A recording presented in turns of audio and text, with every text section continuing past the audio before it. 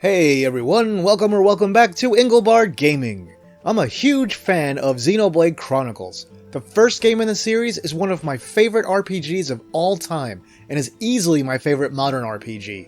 While I thought Xenoblade Chronicles X and 2 were both great games, they didn't quite reach the same heights as the original in my opinion. Same for Torna the Golden Country and Future Connected, which were sorts of side stories to 2 and 1 respectively.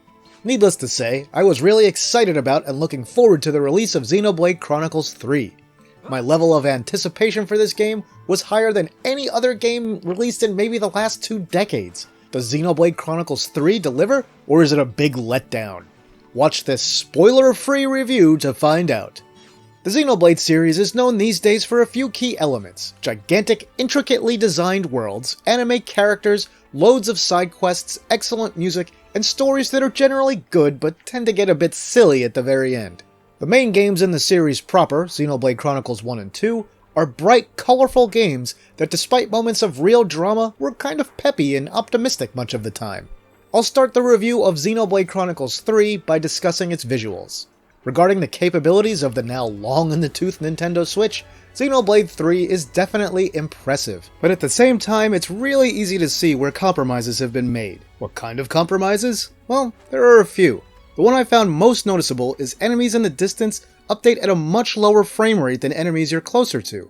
You can see what I'm talking about right here. When I'm far away, the animation of these flying creatures is practically a slideshow. But when I approach them, it smooths out. This can happen with the shadows of large creatures that fly overhead also. I don't think it's a huge deal, but it is definitely something that's easy to pick out. Beyond that, while the game targets 30 frames per second like all of the games in the series so far, there are lots of times where it drops significantly below that, especially in environments with a lot of detail or a lot of enemies walking around. On top of that, I noticed a bug in the game.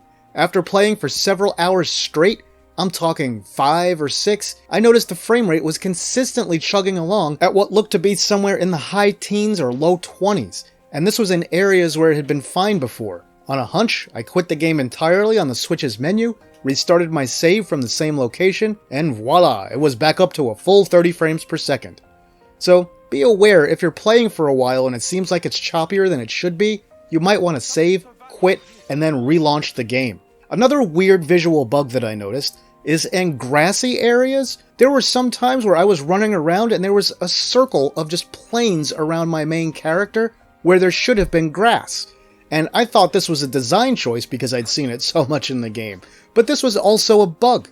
When I reset the game again, the grass was normal. So this is something to be aware of too. If you see a big patch of emptiness and a big field of grass, you probably want to save and restart. And there are some really low resolution textures here and there. Overall, Xenoblade Chronicles 3 is probably still the best looking game in the series so far. It's got huge, sweeping vistas, and you can see amazingly far into the distance nearly all of the time. Some areas definitely look better than others, but on the whole the backgrounds are fantastic. In terms of the character design, Monolith Soft has once again fully leaned into the anime aesthetic they began using in Xenoblade Chronicles 2, and continued with the release of the definitive edition of XC1. Unlike the second game in the series proper, however, things are a little less, shall we say, provocative this time around. Personally, I thought this was a good change, as some of the overly sexualized characters in XC2 were a bit distracting and I thought hurt that game's appeal. Anyway, the cartoony characters look great even if they do slightly clash with the more realistic backgrounds.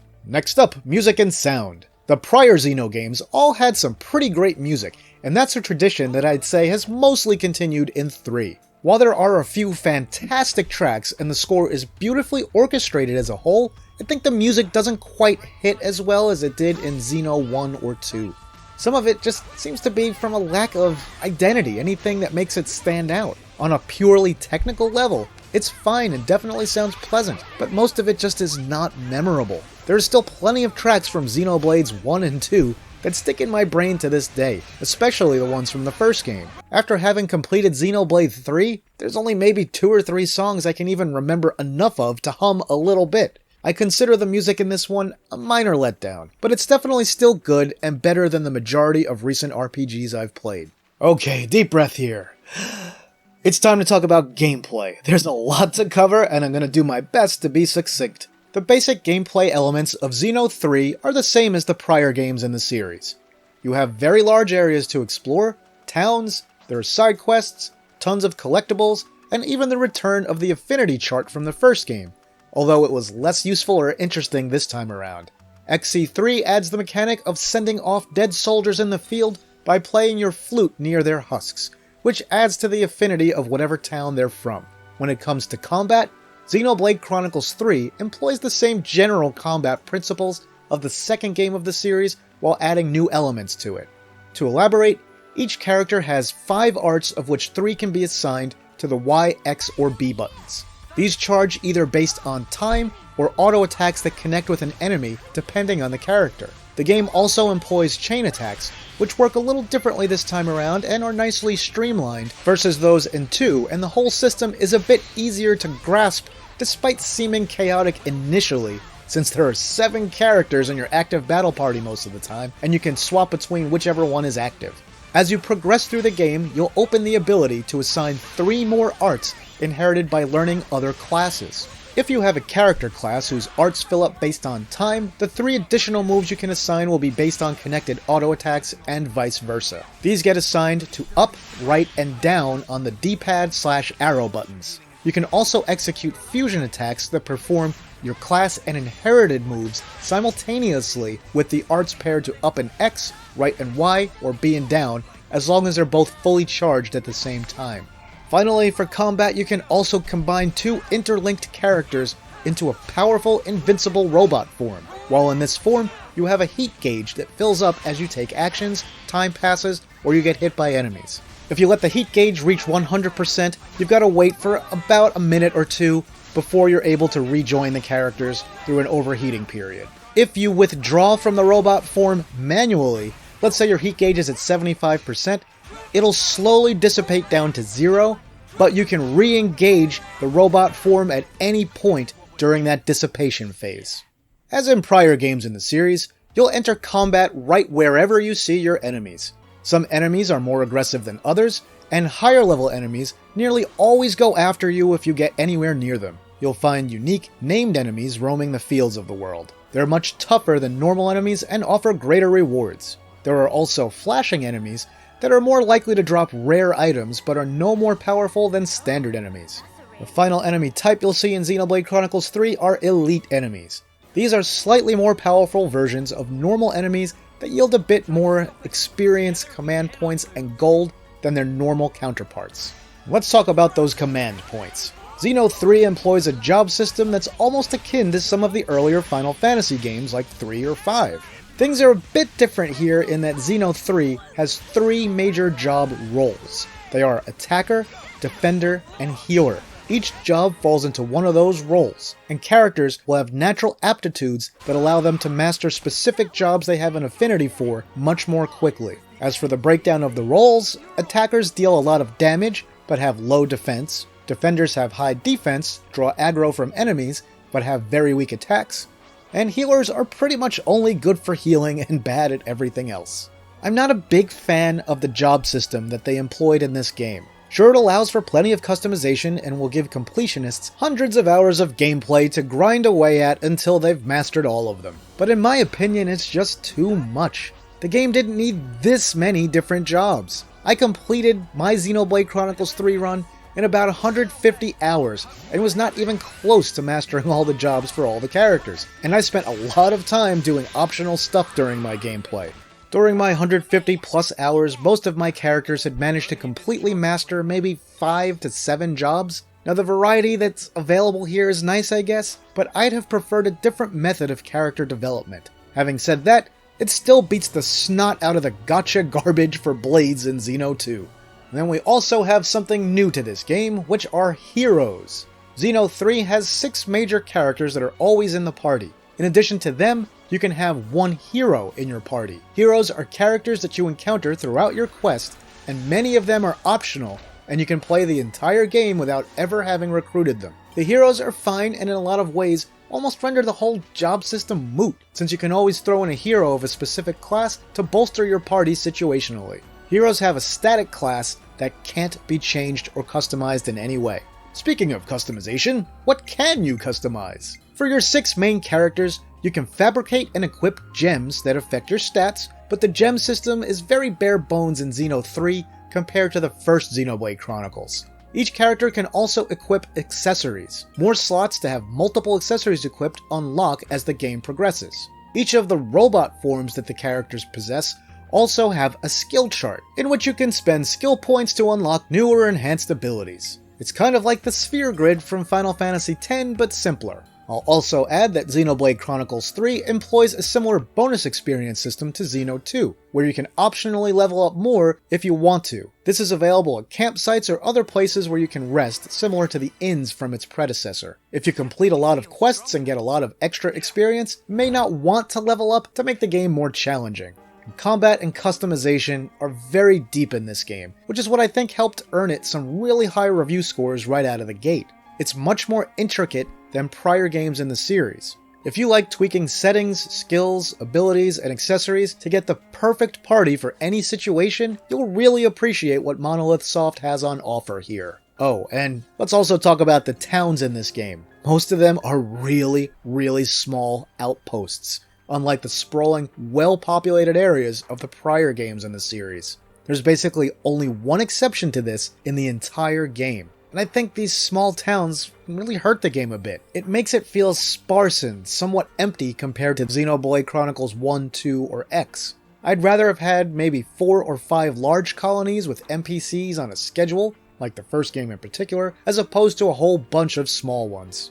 Also, I absolutely cannot fail to mention tutorials here. Wow. So Xeno 3 completely holds your hand on a lot of very simple things and makes you do them after explaining it to you before you're allowed to go on with the game. One of these in particular is way too long, and I was sighing hard as it made me navigate a menu and repeat the same action 6 times, once for each character. Yet there are other facets of the gameplay that the game never explicitly mentions to you at all. You're left to either figure them out on your own, or head into the menu and look at a separate list of tutorials and explainers that you can access manually. The tutorials really needed to be streamlined better.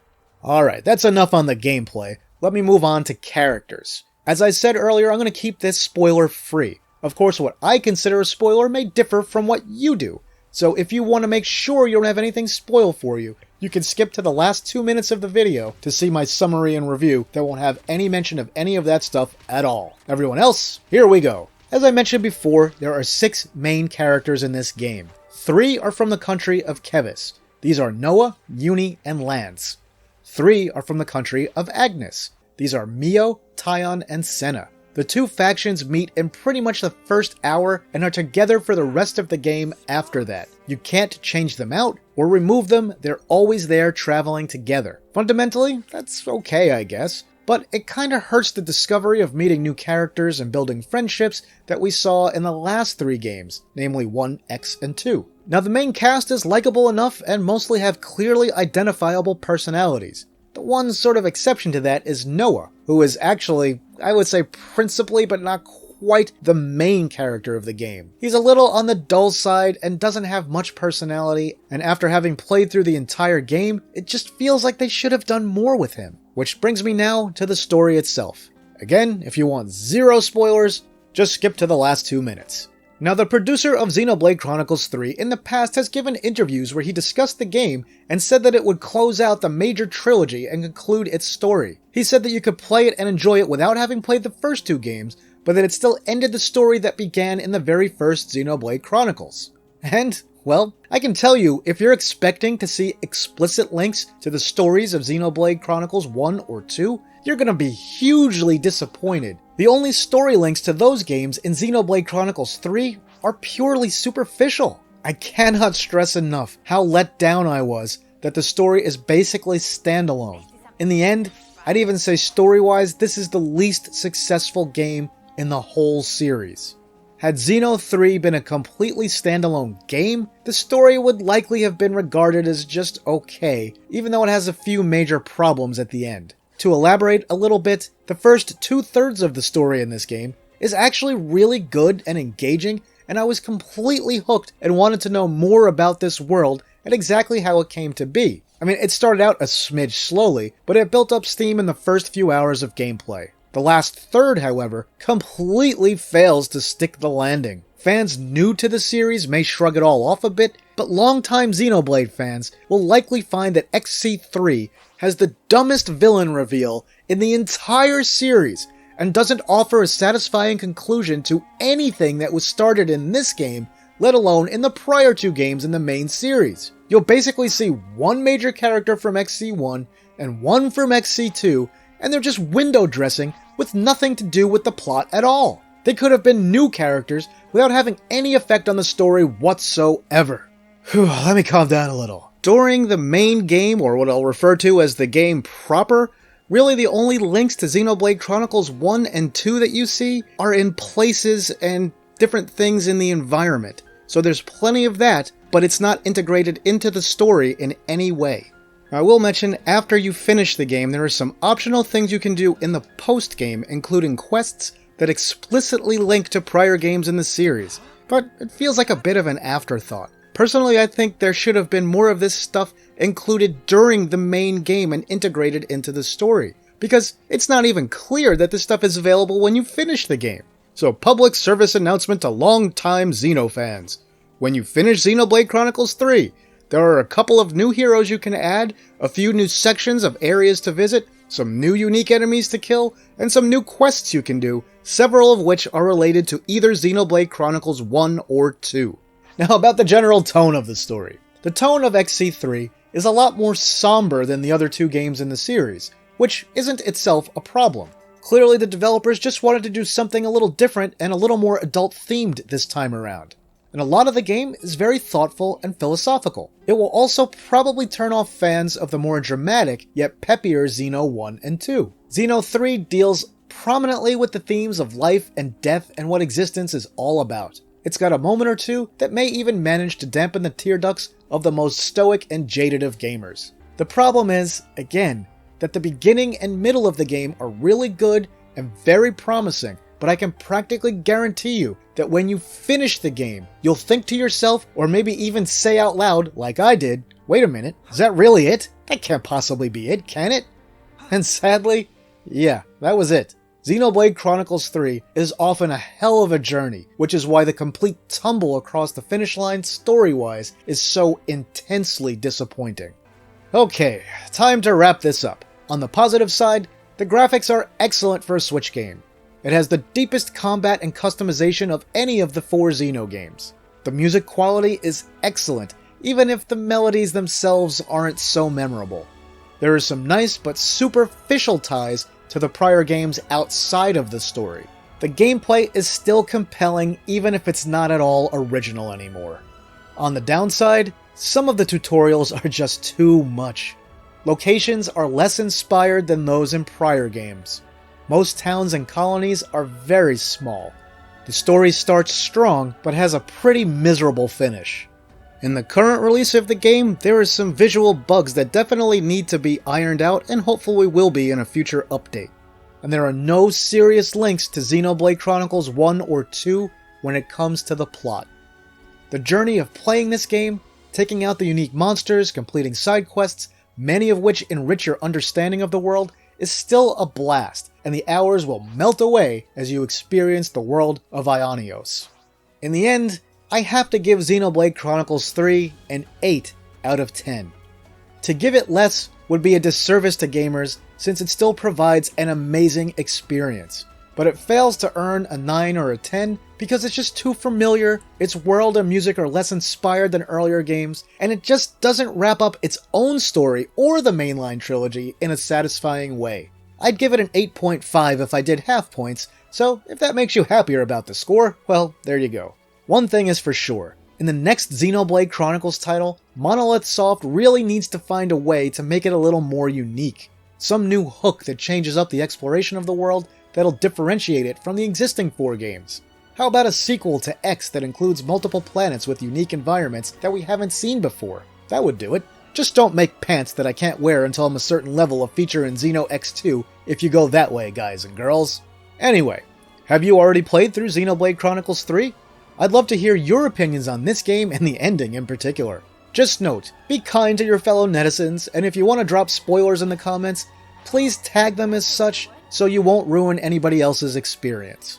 That'll do it for this video, my current and retro gaming friends. If you enjoyed the video, please toss it a like and share it online somewhere. If you haven't already, please subscribe to the channel and hit the notification bell so you won't miss any of my videos. If you want to support the work I do here, you can do that on Patreon or Ko-fi. The links are in the description and will follow at the end of the video.